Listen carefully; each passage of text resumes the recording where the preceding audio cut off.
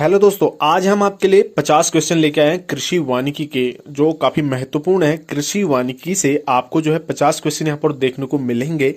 इस पर जो है जहां पर हमको लगा है कि इसमें थोड़ा डिटेल में बात करनी चाहिए, तो उस क्वेश्चन में हमने थोड़ा डिटेल में भी यहाँ पर बात की है।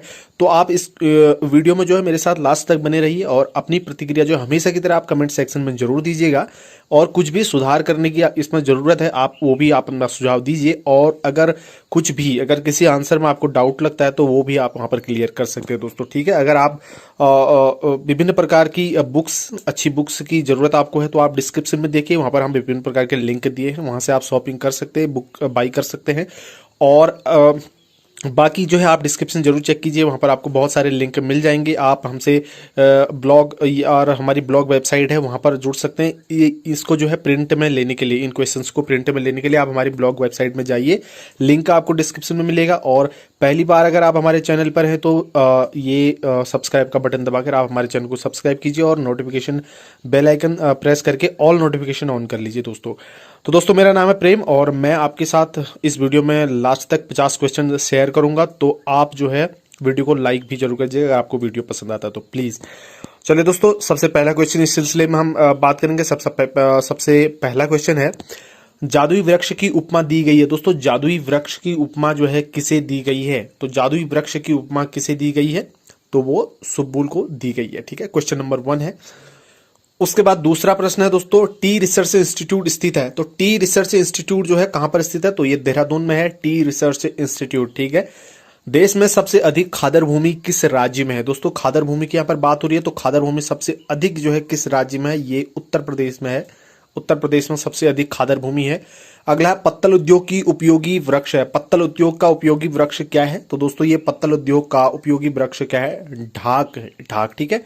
अगला है, प्रोसोपिस सिनेरिया किसका वनस्पतिक नाम है? ये देखिए, प्रोसोपिस सिनेरिया किसका वनस्पतिक नाम है, किसका बॉटनिकल नेम है? तो दोस्तों, ये खेजड़ी का है, ठीक है। तो खेजड़ी का जो वृक्ष है, इसको शुष्क क्षेत्रों का कल्प वृक्ष के नाम से भी जाना जाता है, ठीक है। शुष्क क्षेत्रों का कल्प वृक्ष के नाम से भी इसे जाना जाता है। उसके बाद अगला प्रश्न है, आंवले की 4 प्रजातियों के साथ अंतः फसल उत्पादन कहलाता है, ठीक है। तो आंवले की जो है 4 प्रजातियों के साथ, आंवले की 4 प्रजातियों के साथ अंतः फसल उत्पादन क्या कहलाता है? तो ये कृषि उद्यानिकी पद्धति कहलाती है, ठीक है। कृषि उद्यानिकी पद्धति कहलाती है। अगला है, मरुभूमि के लिए उपयुक्त पद्धति है। तो मरुभूमि के लिए उपयुक्त पद्धति क्या है? बेर आधारित, ठीक है। तो बेर आधारित जो है मरुभूमि के लिए उपयुक्त कृषि पद्धति है। अगला प्रश्न है, सेंट्रल प्लेटू जोन के लिए कृषि वानिकी की वर्षा अधीन उपयुक्त पद्धति है। तो यह है एबलिंका ऑफिसिनेसिस और उड़द, ठीक है। एबलिंका ऑफिसिनेसिस और उड़द। अगला है, विश्व वानिकी दिवस कब मनाया जाता है? तो विश्व वानिकी दिवस मनाया जाता है 21 मार्च को दोस्तों, ठीक है। 21 मार्च को विश्व वानिकी दिवस मनाया जाता है। अगला है, हरड़ यानी कि टर्मिनेलिया चेबुला किस कुल का है? तो यह है कॉम्ब्रिटेसी कुल का वृक्ष है। अगला है, हल्दी का वैज्ञानिक नाम क्या है दोस्तों? हल्दी का वैज्ञानिक नाम होता है कर्क्यूमा लौंगा। कर्क्यूमा लौंगा जो है हल्दी का वैज्ञानिक नाम है। अगला प्रश्न देखते हैं, कौन सा फल मंकी फ्रूट के नाम से जाना जाता है? तो मंकी फ्रूट के नाम से कौन सा फल जाना जाता है? ये वुड एप्पल जाना जाता है। अगला प्रश्न है, कृषि वानिकी की एक पद्धति है। तो ये एलेक्रॉपिंग जो है कृषि वानिकी की एक पद्धति है। अगला प्रश्न है, राष्ट्रीय भूमि सुधार परिषद का गठन कब हुआ? तो दोस्तों, राष्ट्रीय भूमि सुधार परिषद का गठन हुआ था 2008 में, ठीक है। 2008 में राष्ट्रीय भूमि सुधार परिषद का गठन हुआ था। अगला प्रश्न देखते हैं, राष्ट्रीय पर्यावरण अभियांत्रिकी अनुसंधान संस्थान स्थित है। दोस्तों, राष्ट्रीय पर्यावरण अभियांत्रिकी अनुसंधान संस्थान कहां पर स्थित है? तो यह नागपुर में स्थित है, ठीक है। नागपुर में स्थित है। अगला प्रश्न है, एक क्षेत्र के प्राकृतिक संसाधन को एक इकाई के रूप में देखना और संरक्षित किया जाना कहलाता है। तो ये जल ग्रहण विकास कहलाता है, ठीक है। ऑप्शन इसका यहां पर जो है सही आंसर है जल ग्रहण विकास। अगला है, इंडियन गूसबेरी के नाम से भी जाना जाता है। दोस्तों, इंडियन गूसबेरी के नाम से क्या जाना जाता है? तो आंवला जो है इंडियन गूसबेरी के नाम से भी आंवले को जाना जाता है। अगला प्रश्न है, K156 किस वृक्ष की है जिससे उन्नत चाय और लघु लकड़ी प्राप्त होती है? तो यह है ल्यूसिना ल्यूकोसिफेला। चलिए, अगला प्रश्न है, बायो ड्रेनेज स्पीसीज के लिए उपयुक्त है। तो बायो ड्रेनेज स्पीसीज के लिए क्या उपयुक्त है? तो दोस्तों, यह है यूकेलिप्टस टेरेटिकोर्निस, ठीक है। यूकेलिप्टस टेरेटिकोर्निस। अगला प्रश्न है, क्राइसोपोगोन फुलवस है। तो क्राइसोपोगोन फुलवस क्या है? तो ये एक घास है। चलिए अगला प्रश्न है, यशवंत किस वृक्ष से तैयार क्लोन है? तो दोस्तों यशवंत जो है किस वृक्ष से तैयार क्लोन है? तो ये यूकेलिप्टस से तैयार क्लोन है यशवंत। अगला है, ग्रीविया ऑप्टिवा यानी कि इसको ब्यूल भी कहा जाता है, तो ये उपयुक्त वृक्ष प्रजाति है। कहाँ की उपयुक्त वृक्ष प्रजाति है? तो ये पश्चिमी हिमालय क्षेत्र की दोस्तों। तो पश्चिमी हिमालय क्षेत्र की ये उपयुक्त प्रजाति है दोस्तों। ये हिमाचल में मोस्टली हिमाचली क्षेत्र में पाई जाती है। यह एक जंगली पौधा होता है जो आमतौर पर उच्च हिमालयी क्षेत्र में पाया जाता है। वैसे 2 डिग्री से 38 डिग्री सेंटीग्रेड के तापमान तक में यह खुद को पाले रखता है, यानी कि एडेप्टेशन कर पाता है। ठीक है, उसके बाद अगला प्रश्न है, स्वर्ण रूपा एक उन्नत प्रजाति है? तो ये चीकू की उन्नत प्रजाति है स्वर्ण रूपा। ठीक है, स्वर्ण रूपा चीकू की उन्नत प्रजाति है। अगला प्रश्न है, घासों एवं दलहनी चारे के साथ बहुउद्देशीय वृक्षों को लगाने की पद्धति क्या कहलाती है? तो घासों और दलहनी चारे के साथ बहुउद्देशीय वृक्षों को लगाने की पद्धति वन चारागाह कहलाती है। अगला है, माधव नेशनल पार्क कहां पर स्थित है? तो माधव नेशनल पार्क दोस्तों शिवपुरी मध्य प्रदेश में स्थित है। ठीक है, माधव नेशनल पार्क कहां है? शिवपुरी मध्य प्रदेश में स्थित है। उसके बाद अगला प्रश्न देखते हैं, सेंक्रस सेंटिगेरस के नाम से जाना जाता है? तो सेंक्रस सेंटिगेरस के नाम से क्या जाना जाता है दोस्तों? ये जो है धामन घास को जो है सेंटस सेंटिगेरस के नाम से जाना जाता है। दोस्तों धामन घास या फिर मोडा धामन जो है सभी जगह उगाई जा सकती है, लेकिन इनकी पानी की आवश्यकता सेवण घास से अधिक होती है। दोस्तों चारागाह स्थापित करने के लिए इनके बीज या पौधे का जड़ सहित कुछ हिस्सा काम में लिया जाता है। इसका जड़ सहित जो है पौधे का कुछ भाग और उसके जड़ सहित कुछ हिस्सा काम में लिया जा सकता है। उसके बाद आगे है, अप्रैल से जुलाई तक आंवला किस अवस्था में रहता है? तो दोस्तों अप्रैल से, ये ध्यान देने वाली बात यहाँ पर है, अप्रैल से जुलाई तक जो है आंवला सुप्तावस्था में रहता है। ठीक है, सुप्तावस्था में रहता है आंवला।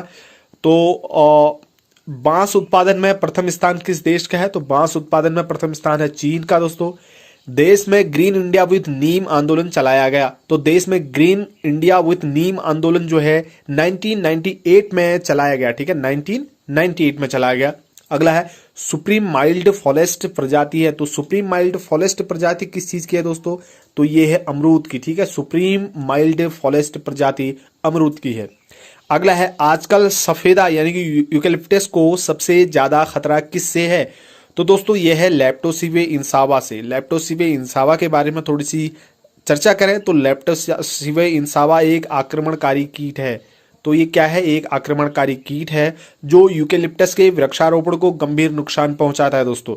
और अलौकिक पार्थेनोजेनेसिस, कम तापमान प्रतिरोध, गैसों में संरक्षण, पीढ़ी ओवरलैप और एल के छोटे शरीर में आक्रमण और जनसंख्या वृद्धि में ये योगदान करते हैं। ठीक है, तो उसके बाद अगला प्रश्न देखते हैं, एजेडिरेक्टिन मुख्य रूप से किस वृक्ष से प्राप्त होती है? तो एजेडिरेक्टिन जो है नीम से प्राप्त होती है। एजेडिरेक्टिन किससे प्राप्त होती है? नीम से प्राप्त होती है। अगला प्रश्न है, राष्ट्रीय मृदा सर्वेक्षण एवं भूमि उपयोग नियोजन ब्यूरो स्थित है? तो दोस्तों राष्ट्रीय मृदा सर्वेक्षण और भूमि उपयोग नियोजन ब्यूरो कहां पर स्थित है? तो ये नागपुर में स्थित है। नागपुर में स्थित है, इसे ध्यान रख लीजिए। अगला है, आजादी के समय प्रति व्यक्ति के लिए 0.38 हेक्टेयर भूमि थी, जो आज घटकर लगभग कितनी है?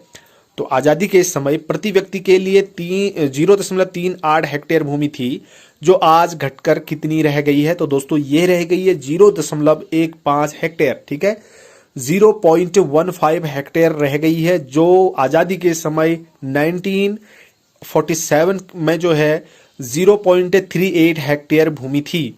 ठीक है, चलिए अगला है, ग्रिगेरियस फ्लावरिंग किसे कहते हैं? तो दोस्तों ग्रिगेरियस फ्लावरिंग जो है बांस में फूल आना ग्रिगेरियस फ्लावरिंग कहलाता है। अगला प्रश्न है, लाख की खेती के लिए उपयोगी पौधा कौन सा है? तो लाख की खेती के लिए उपयोगी पौधा है दोस्तों यहाँ पर बेर भी जो है उपयोगी है, पलास और कुसुम ये जो है लाख की खेती के लिए उपयोगी पौधे माने जाते हैं। अगला है, कागज उद्योग के लिए उपयोगी पौधा कौन सा है? दोस्तों कागज उद्योग के लिए यहाँ पर बात हो रही है, तो कागज उद्योग के लिए उपयोगी पौधों में जो है अकेसिया मैंजियम और पॉपुलस डेल्टावाइट्स जो है कागज उद्योग के लिए उपयोगी पौधे माने जाते हैं। उसके बाद अगला प्रश्न देखेंगे। अगला प्रश्न है, उद्यानिकी कृषि वानिकी पद्धति के लिए वृक्ष के आदर्श गुण क्या क्या होने चाहिए? दोस्तों कृषि वानिकी पद्धति के लिए जो है वृक्ष के आदर्श गुणों की अगर बात करें तो इसमें तीव्र वृद्धि होनी चाहिए, मूसला जड़ होनी चाहिए, तना सीधा और गोल होना चाहिए। कृषि वानिकी पद्धति के लिए वृक्ष के ये आदर्श गुण माने जाते हैं।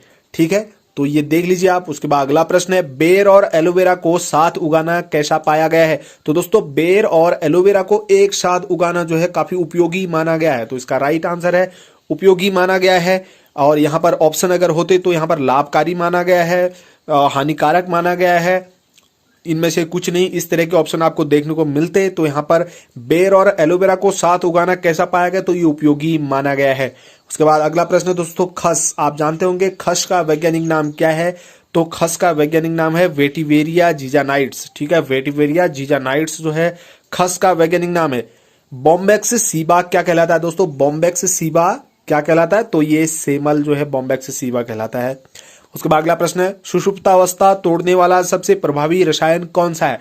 तो दोस्तों सुषुप्तावस्था तोड़ने वाला सबसे प्रभावी रसायन जिब्रेलिन है। जिब्रेलिन जो है सुषुप्तावस्था तोड़ने वाला सबसे प्रभावी रसायन है। उसके बाद अगला है, चिलगोजा की लकड़ी में प्रचुर मात्रा में क्या पाया जाता है? तो चिलगोजा की लकड़ी की यहां पर बात हो रही है। चिलगोजा की लकड़ी में प्रचुर मात्रा में रेजिन पाया जाता है दोस्तों। ठीक है, रेजिन जो है चिलगोजा की लकड़ी में प्रचुर मात्रा में पाया जाता है। उसके बाद अगला प्रश्न है, सदाबहार वनों में कितनी औसत वार्षिक वर्षा होती है? यहाँ पर एनुअल की बात हो रही है, तो ये 200 सेंटीमीटर से अधिक होती है दोस्तों। सदाबहार वनों में औसत वर्षा जो है 200 सेंटीमीटर से अधिक होती है वार्षिक। उसके बाद अगला प्रश्न है, भारत में बांस की अधिकतम खपत कहाँ होती है? तो भारत में बांस की अधिकतम खपत होती है लुगदी या गूदा बनाने में। तो लुगदी या गूदा बनाने में जो है अधिक अधिक खपत होती है बांस की। यहाँ पर ऑप्शन में आपको देखने को मिल सकता था किसी प्रकार के वेसल्स बनाने में इनका अधिक उपयोग होता है, या क्या बनाने में, टोकरी वगैरह ना, ये चीजें होती है जो इनमें बनाने में ज्यादा उपयोग होता है, या झोपड़ी बनाने में, मकान बनाने में, कोई घर बनाने में, कुछ इस तरह से देखने को आपको मिल सकता था। तो यहाँ पर मिलेगा, अगर आपको कहीं पर ये क्वेश्चन आएगा तो यहाँ पर बांस का अधिकतम खपत होती है लुगदी या गुदा बनाने में। यहाँ पर भारत की बात हो रही है, ये ध्यान रखने वाली बात है। उसके बाद अगला प्रश्न है, पौधों में अधिकतम वाष्पोत्सर्जन निम्न में से किसके द्वारा होता है? तो आप जानते हैं ये रंध्रों के द्वारा जो है पौधों में अधिक वाष्पोत्सर्जन होता है। उसके बाद है, मृदा में कुल जल की उपलब्धता को क्या कहते हैं? तो दोस्तों मृदा में कुल जल की उपलब्धता को होलार्ड कहते हैं। ठीक है, होलार्ड कहते हैं। अगला प्रश्न है, लकड़ी का प्रतिरोधक उपचार क्यों किया जाता है? दोस्तों लकड़ी का प्रतिरोधक उपचार क्यों किया जाता है? क्योंकि लकड़ी के प्रतिरक्षण के लिए, ठीक है, लकड़ी के प्रतिरक्षण के लिए जो लकड़ी का उपचार, प्रतिरोधक उपचार किया जाता है। उसके बाद लास्ट प्रश्न है दोस्तों इसका, जैव समूह में प्रत्येक जीव का अपना निश्चित स्थान होता है जो उसके कार्य के स्तर को प्रदर्शित करता है, जिसे कहा जाता है, तो इसे निच कहा जाता है। ठीक है, निच कहा जाता है। तो दोस्तों इस वीडियो में 50 क्वेश्चन हमने डिस्कस करने की बात की थी, तो 50 क्वेश्चन हम जो है विभिन्न तरीके जगह से इसमें लेके आए थे। ये काफी इंपॉर्टेंट क्वेश्चन है। ये क्वेश्चन आपको कई जगह देखने को मिले होंगे, अगर नहीं मिले तो आने वाली परीक्षाओं में भी आपको ये देखने को मिलेंगे दोस्तों। इसमें आप किसी भी कमेंट में किसी भी टॉपिक पर अगर आप वीडियो चाहते हैं तो हमारे कमेंट सेक्शन में कमेंट कीजिएगा, और हमारे ब्लॉग वेबसाइट में जाकर आप जो है इन क्वेश्चंस को का रिटर्न पीडीएफ वहां से बना सकते हैं, ले सकते हैं, रिटर्न में इसको ले सकते हैं इन क्वेश्चंस को। और प्लीज आप डिस्क्रिप्शन जरूर चेक कीजिएगा। डिस्क्रिप्शन में आपको जो है विभिन्न प्रकार के लिंक्स मिलेंगे, वहां पर आप जो है ज्वाइन हो जाइए हमारे विभिन्न प्रकार के प्लेटफॉर्म पर। हमसे आप जो है यूट्यूब पर जुड़ सकते हैं, और वेबसाइट ब्लॉग है हमारा DEP और solutions.blogspot.com पर जो है आप हमको सपोर्ट कर सकते हैं। वहां पर आप विभिन्न प्रकार के क्वेश्चन आपको देखने को मिलेंगे, बहुत सारे टॉपिक्स आपको देखने को मिलेंगे। और इंस्टाग्राम पर आप जो है हमको फॉलो कर सकते हैं। हमारा इंस्टाग्राम पे ID आप यहां पर देख सकते हैं, लिंक पे आप डिस्क्रिप्शन में मिलेगा। टेलीग्राम से आप ज्वाइन होना चाहते हैं, टेलीग्राम पर आप जो है ज्वाइन हो सकते हैं। टेलीग्राम पर आपको विभिन्न प्रकार के PDF और स्टडी मटेरियल वहां पर मिलेगा, और आपको किसी भी क्वेरी के लिए आप जो है ईमेल भी हमें कर सकते हैं दोस्तों। ये हमारा यहाँ पर पूरा कांटेक्ट के लिए हमारा यहाँ पर पूरे प्लेटफॉर्म है, तो इतनी जगह से आप हमें कांटेक्ट कर सकते हैं, हमको ज्वाइन कर सकते हैं दोस्तों। इस वीडियो में इतना ही है दोस्तों, मिलते हैं अपने अगले वीडियो में, तब तक के लिए ढेर सारी शुभकामनाएं, धन्यवाद।